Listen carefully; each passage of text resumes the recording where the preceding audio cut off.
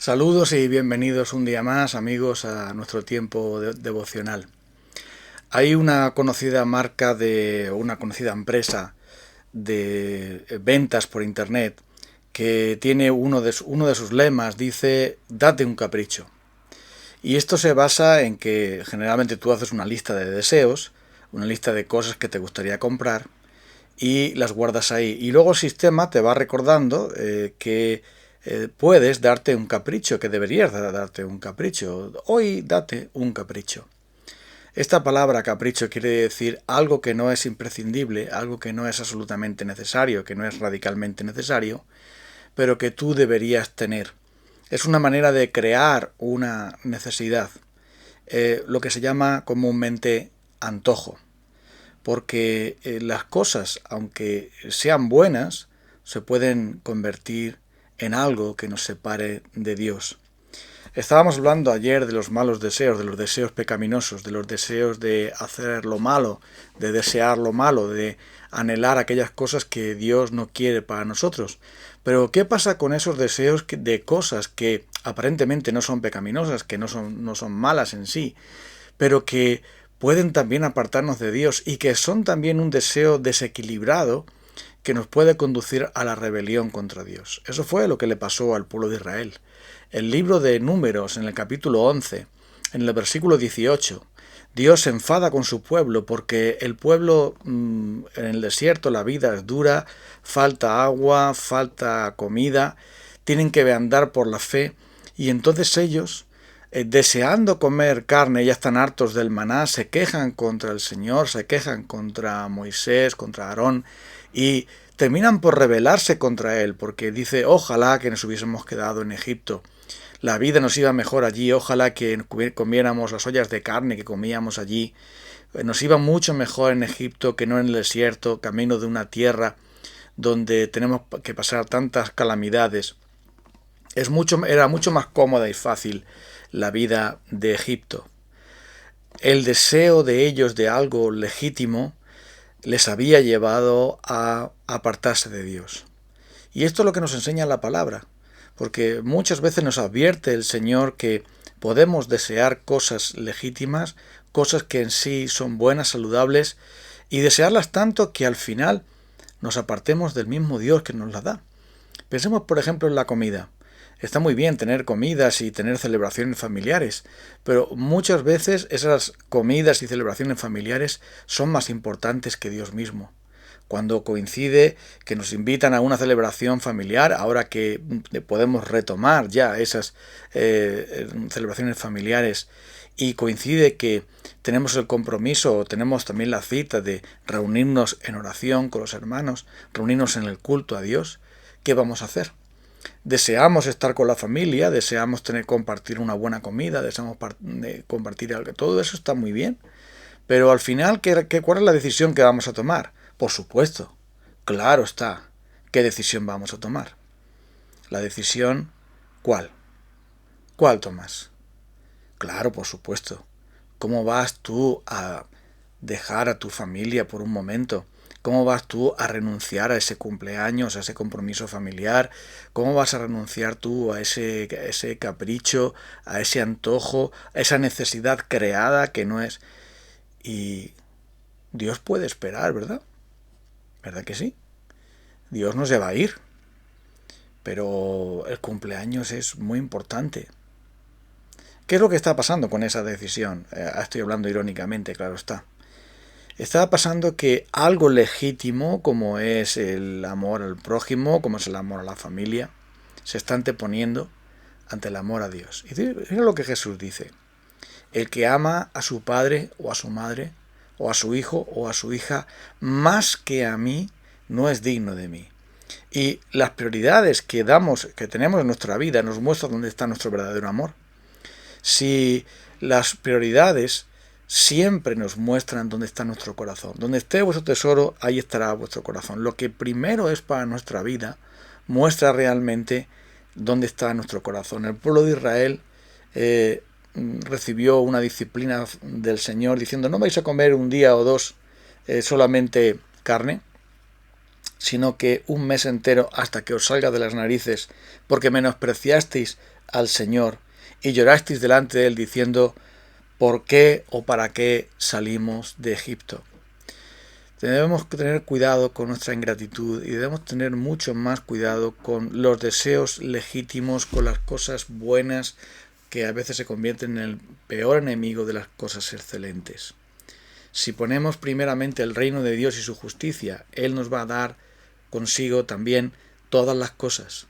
Si primeramente amamos a Dios y es nuestro amor a Dios lo más importante, todo lo demás va a estar en su lugar. Claro que nosotros mismos nos creamos nuestros propios deseos y pensamos que no podríamos vivir sin aquel producto o el otro, sin aquel evento o el otro, sin aquel viaje o aquella cosa. Nosotros mismos nos creamos esa necesidad y entonces vivimos en afán constante contra eso y también de alguna manera nos rebelamos contra Dios porque decimos, esto no es justo que yo no pueda tener esto que necesito, como una necesidad, digamos, muy importante, muy fuerte, muy poderosa. Al fin y al cabo vamos a decir a favor del pueblo de Israel que ellos en el desierto no estaban pidiendo un coche nuevo, ni una tele de plasma, ni ninguna de esas cosas. Por supuesto no existían, pero lo que estaban pidiendo era simplemente comer carne. Pero ese antojo o esa necesidad no la pidieron a Dios humildemente.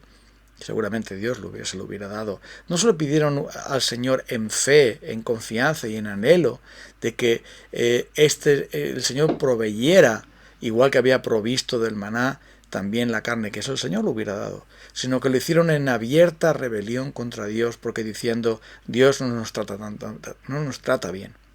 Dios no nos está dando aquello que nos prometió.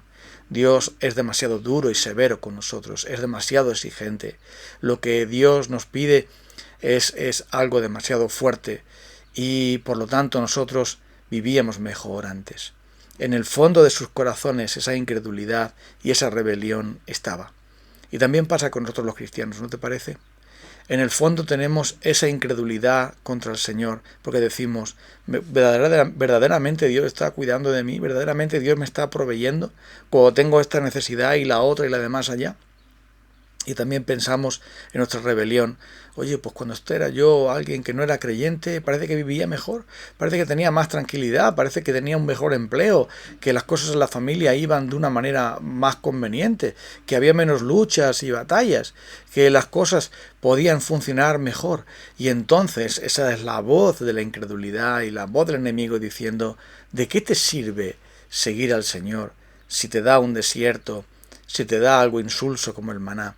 Si no te provee de todo lo que a ti te gusta, lo que a ti te agrada, si te hace de negarte a ti mismo y te da adversidad, prueba, dificultad, ¿de qué te sirve entonces servir a Dios si en el mundo te iba mejor?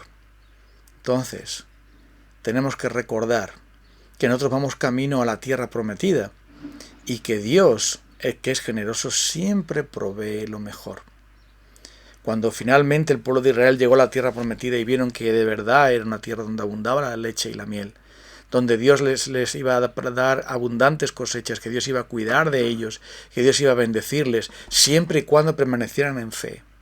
El gran problema nuestro es que la adversidad o nuestros propios caprichos personales o nuestros propios problemas que creamos y después culpamos a Dios. Nosotros mismos sembramos la discordia y después decimos a Dios, ¡ay Señor, tengo discordia! Pero somos nosotros los que al final somos culpables de todo eso. Entonces, al no permanecer en la fe, Dios nos deja nuestro propio camino y muchas veces Dios nos juzga. Y eso es porque no confiamos en Él. En el fondo de nuestro corazón la rebeldía y la incredulidad está ahí. Como tantas veces el pueblo de Israel tentó al Señor y le dijeron al Señor, ¿está Dios con nosotros o no? Porque si estuviera Dios con nosotros, no tendríamos esa carencia, no tendríamos esta prueba, no tendríamos esta necesidad, esta dificultad por la que estamos atravesando. Y entonces, ahí es donde la obra del enemigo, el enemigo de Dios y nuestro enemigo fundamental, el adversario, quiere entonces ganar nuestra atención. En verdad nosotros no buscamos a Dios en primer lugar, buscamos nuestras propias necesidades. Es más importante la familia, es más importante el trabajo, es más importante el dinero, es más importante la comodidad, es más importante el placer, los caprichos y las necesidades que nosotros mismos nos creamos autoconvenciéndonos que son más importantes. Todo eso está muchas veces por encima de Dios y aún nos quejamos contra Dios y decimos, ¿por qué Dios no me bendice? ¿Por qué Dios no me provee? Cuando en verdad Dios es alguien a quien tú y yo muchas veces ignoramos. La rebeldía y la incredulidad habita en nuestro corazón y eso es el origen de la inmensa mayoría de las dificultades que estamos atravesando. El gran problema de Israel no era que no habían visto las maravillas de Dios, que las habían visto. No era que no tuviesen un liderazgo claro, contundente de parte de Dios a través de Moisés y Aarón, que lo tenían, a pesar de las debilidades de ellos, pero tenían ese liderazgo. No que no tuvieran un plan claro para llegar a la tierra prometida y heredar las promesas de Dios. No les faltaba revelación, no les faltaba liderazgo, no les faltaba tampoco pruebas evidentes de los milagros y las maravillas de Dios. Entonces, ¿cuál era el problema de ellos? El gran problema de ellos es que no creían. No creyeron en Él. En el Salmo 95 Dios se lamenta y dice, no creyeron. Ese es el gran problema. Muchas veces Dios nos muestra su favor, su misericordia. Hemos visto milagros de Dios en nuestra vida, quizá milagros de sanidad, milagros de provisión, el gran milagro, inmenso milagro de la salvación, del perdón de los pecados, de la vida nueva, de la reconciliación con Él. Quizá también el milagro de la reconciliación con otras personas a las que no había manera de reconciliarnos. Hemos visto tantas veces la mano de Dios, pero qué pronto olvidamos eso. Porque somos caprichosos, egoístas, orgullosos, rebeldes y finalmente, sobre todo eso, en lo más profundo de todo, incrédulos. ¿Está Dios con nosotros? ¿Verdaderamente está Dios conmigo? Si estuviera conmigo, ¿no se notaría más? El problema no es si Dios está contigo, el problema es si tú estás con Dios. El problema es si tú y yo estamos confiando en el Señor con todo nuestro corazón y no apoyándonos en nuestra propia sabiduría, en nuestra propia prudencia, no apoyándonos en el dinero, en las personas, en las cosas. Si verdaderamente estamos poniendo al Señor no solamente en el lugar que le corresponde, porque evidentemente eso también es claro, las cosas de Dios deben estar en primer lugar, sino si realmente Dios es el Señor para nosotros, el tesoro incomparable, lo más importante para nosotros. Cuando Cristo es nuestra vida, cuando verdaderamente, como dice el libro de Colosenses, cuando Cristo vuestra vida se manifieste, si Cristo es nuestra vida, si ya no vivimos nosotros, sino que vive Cristo en nosotros, si hemos sido crucificados al mundo y a las pasiones pecaminosas, aún cuando tengamos deseos legítimos, sabremos ponerlos en las manos de Dios. Sabremos discernir el capricho, el antojo de la verdadera necesidad y usaremos nuestras necesidades para acercarnos aún más a Dios, no para alejarnos de Él, no para olvidarnos de Dios, no para escondernos de Dios, no para apartarnos del pueblo de Dios, sino para buscar la manera en que Él, y solo Él, presida, reine sobre toda nuestra vida. ¿Estarás de acuerdo conmigo en que no es lo mismo que Cristo sea el residente de tu vida, un residente en tu vida, que el presidente?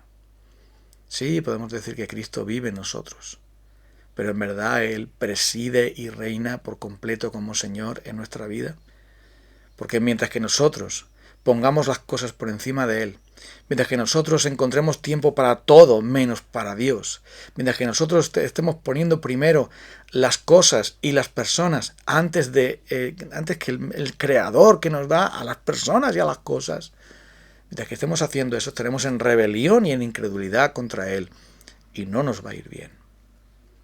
No nos va a ir bien. Vamos a necesitar volvernos al Señor. Y es por esto que es toda esta situación que estamos viendo, donde estamos descubriendo nuestros corazones, esta fotografía del pueblo de Israel, que también a veces es nuestra fotografía, nos lleva inmediatamente a considerar al Señor Jesucristo, a aquel que cuando se le ofreció al mundo entero, en un desierto terrible, en un desierto donde estaba tantos días en ayuno, tantos días en prueba, en tentación, tantos días en acoso del diablo. Él dijo, si tú eres el Hijo de Dios, di que estas piedras se conviertan en pan. Y él dijo, haz que estas piedras se conviertan en pan. Y él dijo, no solo de pan vivirá el hombre, sino de toda palabra que sale de la boca de Dios, escrito está. No, si tú eres el Hijo de Dios, échate abajo, porque Dios mandará a sus ángeles, está escrito, ¿no? A sus ángeles mandará cerca de ti para que tus pies no lleguen a tocar las piedras. Pero él dijo, escrito está también, no tentarás al Señor tu Dios.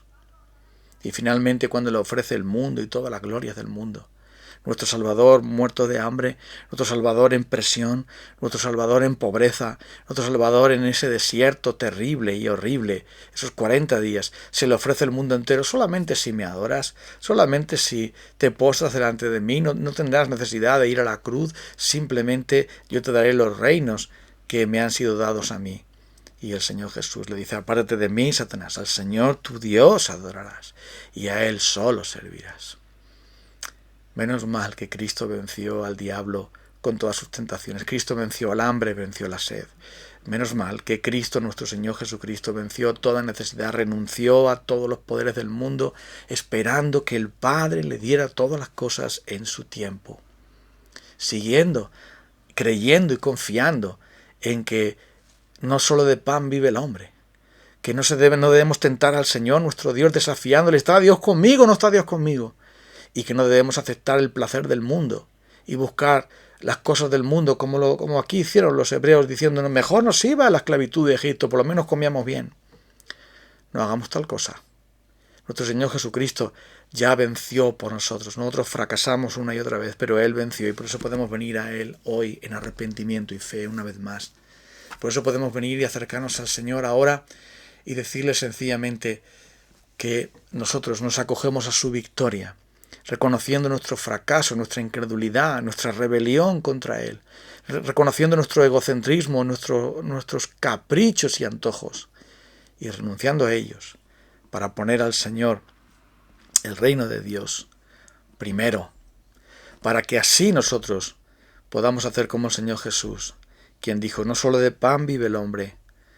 No tengo que desafiar a Dios para que Él me demuestre que Él está conmigo. Él siempre está conmigo. Al Señor, mi Dios, adoraré y a Él solo serviré, por encima de todas las cosas, por encima de toda necesidad, por encima de toda persona, por encima de mí mismo. Voy a adorar al Señor y a confiar en Él, porque eso es lo que hace un creyente. No cambies tu primogenitura por un plato de lentejas, como hizo Esaú. No cambies el favor y la misericordia del Señor por ser un incrédulo y un rebelde. Más bien, vuélvete al Señor, volvámonos al Señor, para que Él nos levante, nos perdone y nos ayude a caminar por este desierto, sabiendo que Él de la roca nos dará agua, del cielo nos vendrá el maná, y lo que Él quiera darnos, pero en sumisión y obediencia, en humildad y en fe, caminemos con Él hacia la tierra prometida. Vamos a orar un momento al Señor. Quisiéramos, Señor Jesucristo, darte gracias por tu victoria rotunda y perfecta y completa sobre Satanás, sobre el mundo, sobre todos los deseos que este mundo ofrece. Gracias porque tú venciste el pecado, tú venciste la muerte, tú venciste a todos los afanes de esta vida. Y a nosotros somos en ti más que vencedores. Muchas veces somos derrotados, Señor, porque nuestros propios caprichos, nuestros propios anhelos, nuestras propias prácticas mundanas nos alejan de ti y hacen que escojamos, en vez de buscar tu reino y tus cosas, buscar nuestro propio reino y nuestras cosas tan vacías, tan inútiles, tan fraudulentas. Ayúdanos, Señor, perdónanos y vuélvenos a ti, para que aprendamos, Señor, a depender de ti cada día, para que aprendamos, Señor, a caminar por la fe. En el nombre de Cristo te pedimos estos favores. Amén.